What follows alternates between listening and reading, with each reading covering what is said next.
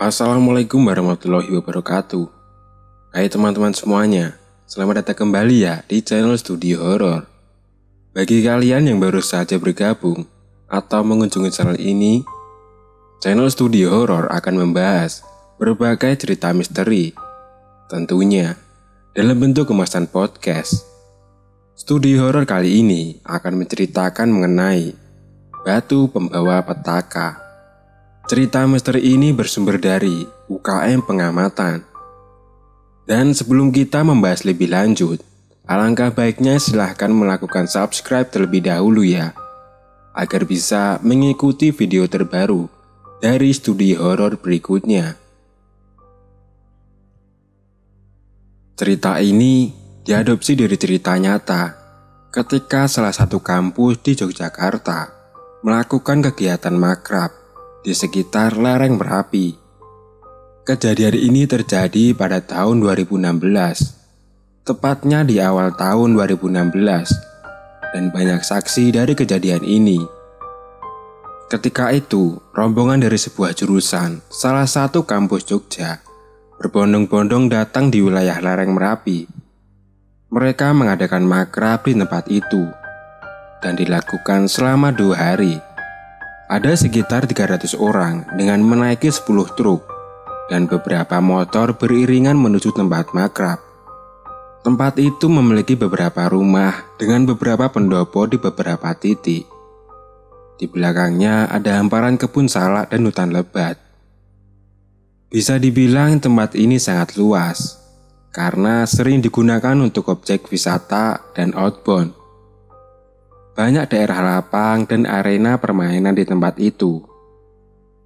Akan tetapi, di beberapa bagian rumah terdapat sebuah gamelan dengan foto lawas dan ada sumur tua yang dipercayai sebagai tempat dengan energi berbeda dari tempat yang lain. Rombongan makrab datang dan terlihat beberapa raut wajah bahagia. Ketika mereka turun dari truk, mereka menyambut bahagia untuk ikut dalam kegiatan hari itu. Mereka datang ketika cuaca sedang terik-teriknya. Ditambah perjalanan dari bawah menuju atas, berdesak-desakan di bak truk yang pengap. Awalnya semua berjalan dengan semestinya, akan tetapi semua berubah ketika hujan datang. Tidak tanggung-tanggung, hujannya sangat deras. Bahkan beberapa rencana yang sebelumnya ingin dilakukan berubah total karena hujan mengguyur deras. Saking derasnya, beberapa tenda yang sebelumnya digunakan untuk tidur tergenang air hingga tak bisa digunakan. Trek untuk jalan malam di sekitar kebun salak tergenang air hingga lutut orang dewasa. Rencana berubah total. Dan kegiatan sempat berhenti beberapa jam untuk menunggu hujan berhenti. Bahkan beberapa peserta makrab sudah merasakan demam karena perbedaan cuaca yang ada. Ada sekitar 20 orang yang jatuh sakit. Kebanyakan dari mereka adalah perempuan. Diagnosa awal adalah sakit karena perbedaan cuaca yang tiba-tiba dan fisik yang sudah lemah. Sekitar 3 jam mereka menunggu hujan reda, bukannya diberhentikan. Panitia makrab berencana tetap melanjutkan kegiatan karena desakan dari peserta yang menginginkan kegiatan tetap dilanjutkan. Sempat ada diskusi alot antara panitia dan warga desa. Warga mendesak untuk memberhentikan kegiatan karena sudah tidak memungkinkan lagi. Mas, wis wae yo mas, banjir kabeh. Mengke riyen nggih pak, niki kula rembukan riyen. Dengan perdebatan dan diskusi yang alot, akhirnya acara dilanjutkan dengan beberapa opsi yang diganti, yaitu jalur trek yang diganti dengan jalur yang lebih pendek dan tidak melewati kebun salak. Semua tidak berjalan dengan semestinya. Korban jatuh sakit semakin bertambah. Banyak dari peserta makrab tiba-tiba jatuh pingsan. Bahkan tidak hanya perempuan, Beberapa laki-laki pun banyak yang terjatuh pingsan. Banyak lalu lalang motor dan mobil yang mengangkut orang sakit menuju puskesmas terdekat. Beberapa rumah warga digunakan sebagai posko darurat karena tempatnya sudah overload. Ada sekitar 50 orang jatuh sakit pada waktu itu. Bahkan, warga juga membantu mengevakuasi peserta makrab yang sakit maupun jatuh pingsan. Suasana sudah tidak bisa dikontrol. Tidak hanya sakit, ada sekitar 10 orang yang mengalami kesurupan di waktu yang sama. Satu persatu dikeluarkan oleh warga yang mempunyai kemampuan spiritual. Karena terlalu banyak, warga mendatangkan orang dari tetangga desa untuk membantu mengeluarkan para peserta yang mengalami kerasukan. Satu persatu dikeluarkan dan dinetralisir oleh warga yang ahli spiritual. Akan tetapi, ada satu jin di salah seorang perempuan tidak mau untuk dikeluarkan. Terjadilah peperangan sengit. Sampai-sampai perempuan itu mengambil sebilah pisau. Pisau itu bertujuan untuk membunuh salah seorang warga yang ingin mengeluarkan sosok yang ada di dalam tubuh si perempuan itu. Namun hal itu tidak pernah terjadi. Beberapa orang segera memegangi si perempuan. Sekitar 4 orang warga memegangi si perempuan itu untuk menahan sebilah pisau tersebut. Malam itu suasana sangat riuh. Lalu lalang kepanikan dan kecemasan terlihat dari wajah para panitia maupun peserta makrab. Dengan perlahan, suasana sudah mulai terkontrol. Walaupun korban sakit selalu bertambah hingga pagi tiba, tetapi sudah berkurang jumlahnya. Walaupun terdapat 2 orang yang sampai masuk ke UGD karena gejala penyakit yang cukup parah. Singkat cerita, 1 minggu setelah makrab tersebut, kejadian malam itu menjadi buah bibir seantero kampus. Apalagi kejadian si perempuan yang menggunakan sebilah pisau tadi. Bukan menjadi sebuah ketakutan, tetapi malah menjadi sebuah tandaan seantero kampus. Tandaan itu menjadi sebuah cambuk ketika di suatu sore, sekumpulan mahasiswa yang sedang mengadakan rapat di aula besar. Di antara kumpulan mahasiswa, 3 di antaranya adalah korban kesurupan di makrab malam itu. Pada saat mendekati maghrib, tiba-tiba 4 orang mengalami kerasukan. 2 dari korban makrab dan merambat 2 lainnya adalah peserta baru yang kesurupan. Datanglah 2 orang dari satpam dan salah seorang senior mahasiswa yang datang untuk menyembuhkan 4 orang tersebut. 1 berhasil dinetralisir, akan tetapi 2 lainnya tidak bisa dinetralisir waktu itu. Akhirnya 2 orang tersebut dibawa ke sebuah kos dekat kampus agar tidak terganggu sosok yang ada di sekitarnya. Penetralisiran cukup memakan waktu lama, hingga didatangkan seorang ustadz untuk menyembuhkan. Alhasil tidak ada hasilnya. Sosok yang ada di tubuh kedua orang yang keduanya perempuan belum benar-benar hilang dari tubuhnya. Setiap hari selalu kambuh. Teriakan dan jeritan setiap malam terdengar. Bahkan kos itu dijaga oleh beberapa orang untuk mengontrol ketika ia kambuh. Banyak didatangkan ahli, akan tetapi tidak ada perkembangan yang signifikan. Bukannya sembuh, kesurupan malah menjalar ke 2 orang lain. Dan setiap malam di jam-jam tertentu selalu kambuh dengan jeritan khasnya masing-masing. Setiap malam, orang-orang mencoba berjaga, siang hingga malam hari. Bahkan terbagi di beberapa titik, karena 4 orang ini menghuni kos yang berbeda dengan jarak yang cukup jauh. Tidak hanya 1-2 hari, akan tetapi kejadian ini berlangsung hingga 1 bulan lamanya. Seperti yang sudah hilang akal akan diapakan lagi. Tiba-tiba muncul seorang ahli spiritual yang mencoba mencari tahu penyebab semua ini terjadi. Ditariklah sosok dari tempat makrab, dan terjadilah sebuah komunikasi. Yang intinya adalah, semua ini terjadi dikarenakan ada sebuah batu yang ditarik dari tempat makrab. Sosok itu meminta batu itu dikembalikan ke tempat semula, dan menuntut apabila tidak dikembalikan, akan terjadi kejadian yang lebih besar lagi. Bahkan sosok itu menyebutkan ciri-ciri orang yang mengambil batu. Tidak tahu itu hanyalah siasat sosok itu, apakah memang benar-benar ciri orang yang sebenarnya. Disinilah orang-orang mulai mencari ciri-ciri yang sesuai dengan yang disebutkan sosok tersebut. Semua orang mencoba mencocokkan dan mencari dengan seksama. Di sisi lain, para korban kesurupan masih bertahan untuk melawan sosok yang mengganggu di setiap malamnya. 2 orang sudah mulai sembuh. Akan tetapi, 2 orang lain malah bertambah parah, bahkan sering hilang kesadaran. Ada satu momen di mana salah seorang mengalami astral projection.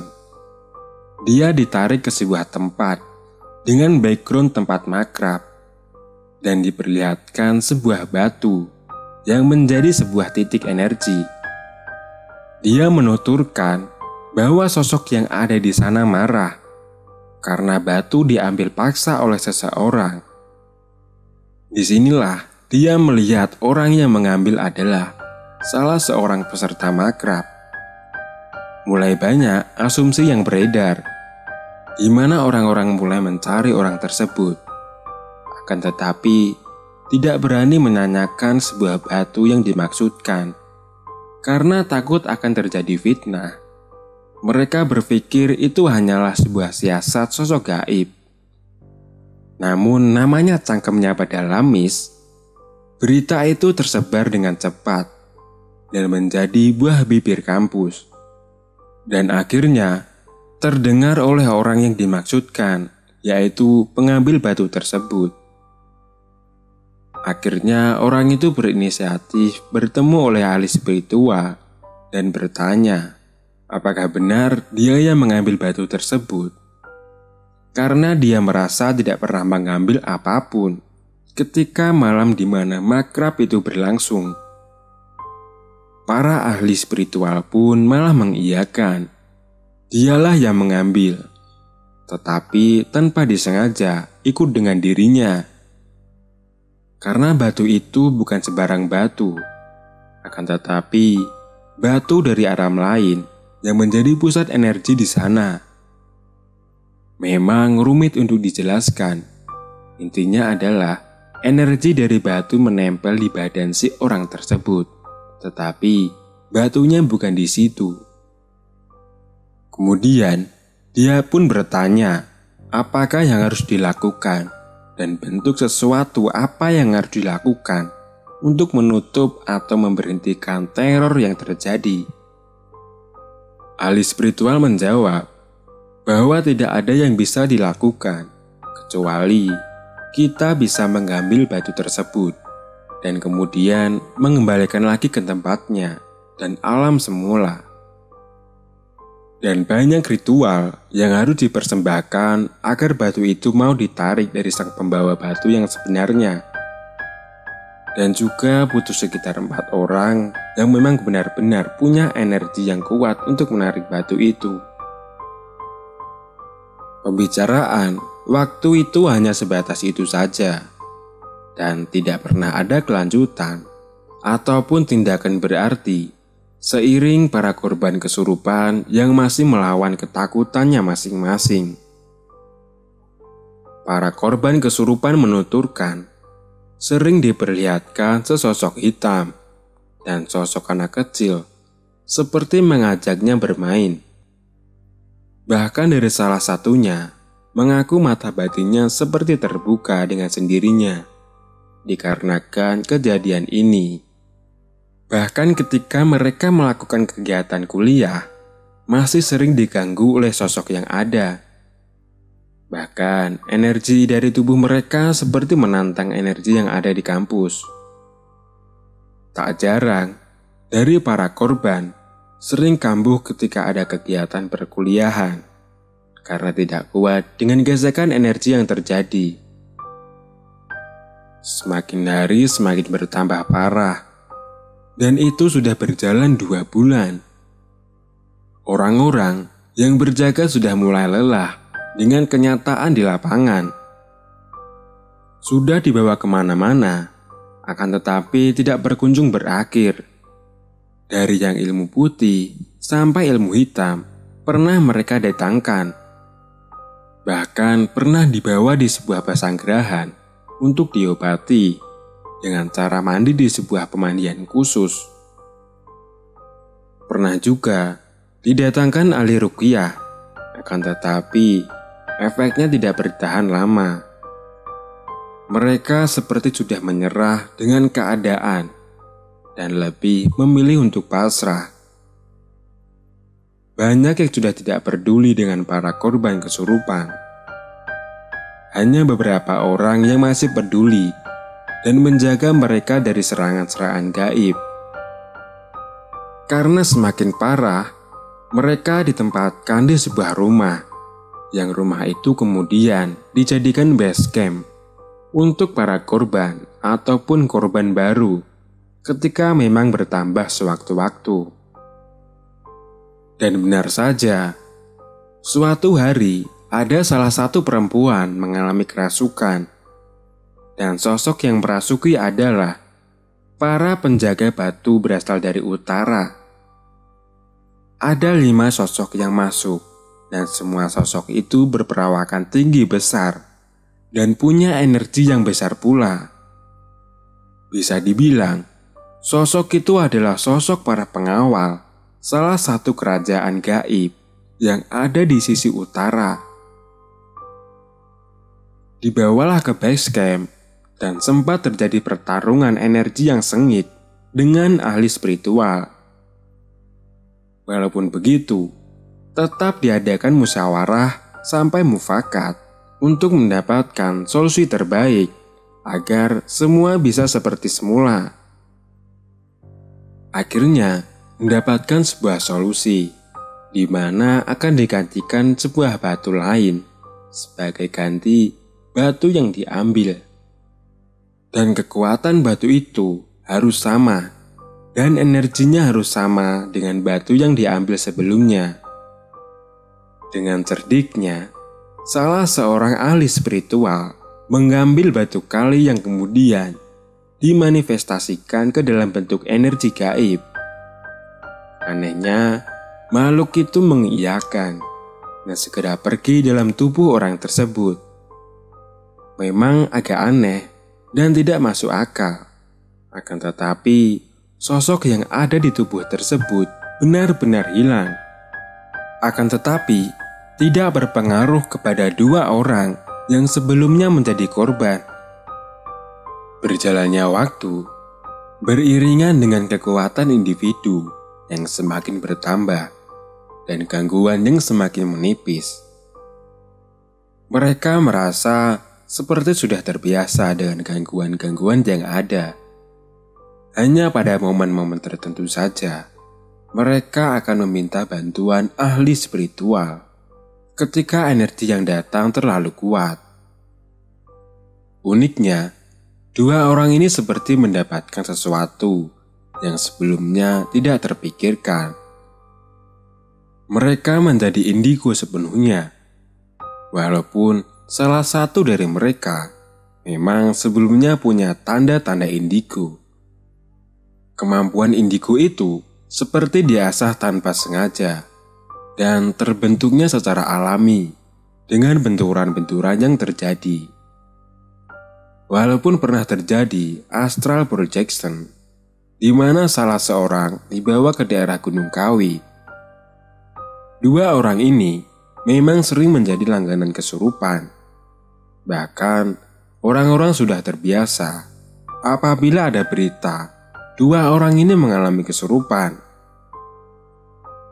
4 tahun sudah berlalu, dan bulan lalu, Mimin bertemu dengan salah seorang korban. Dia bercerita saat itu kemampuan indikunya sudah semakin hilang. Hanya sesekali dia merasakan kedatangan sosok gaib. Dan itu pun hanya di momen tertentu, ketika sedang dalam fase terendah. Dan untuk masalah batu yang diambil, ternyata suatu ketika, seorang senior dari para korban datang langsung ke tempat kejadian dan berkomunikasi dengan sosok yang ada di sana melalui warga sebagai juru kunci tempat tersebut.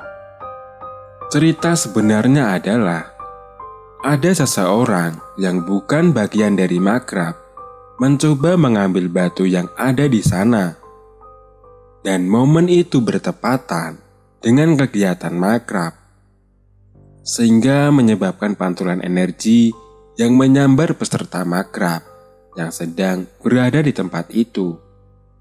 Dan batu itu tidak pernah benar-benar diambil sepenuhnya, karena tidak hanya ada satu batu, tetapi ada 3 batu yang saling mengisi satu sama lain. Sosok yang selama ini mengganggu hanya ingin balas dendam, karena mereka merasa terganggu, walaupun sebenarnya ia salah sasaran. Sosok-sosok yang ada sebenarnya tidak pernah benar-benar ingin mendapatkan batu itu kembali. Dan kenapa banyak kesaksian ahli spiritual yang berbeda? Karena pada waktu itu sangat banyak ahli spiritual yang terlibat. Tidak 1 sampai 2 orang, bahkan sampai 6 orang. Di cerita ini memang tidak bisa Mimin ceritakan semuanya, karena ada sebuah batasan dari orang-orang yang terlibat di dalamnya. Dan cerita ini mungkin familiar di beberapa kalangan mahasiswa kampus tersebut. Cerita pun selesai. Terima kasih teman-teman karena sudah mau menonton video terbaru dari Studio Horor. Dan jangan lupa lakukan subscribe, tekan tombol like, dan lakukan komen di kolom komentar ya. Terima kasih dan jangan lupa juga untuk menonton video-video lainnya di channel Studio Horor. Wassalamualaikum warahmatullahi wabarakatuh.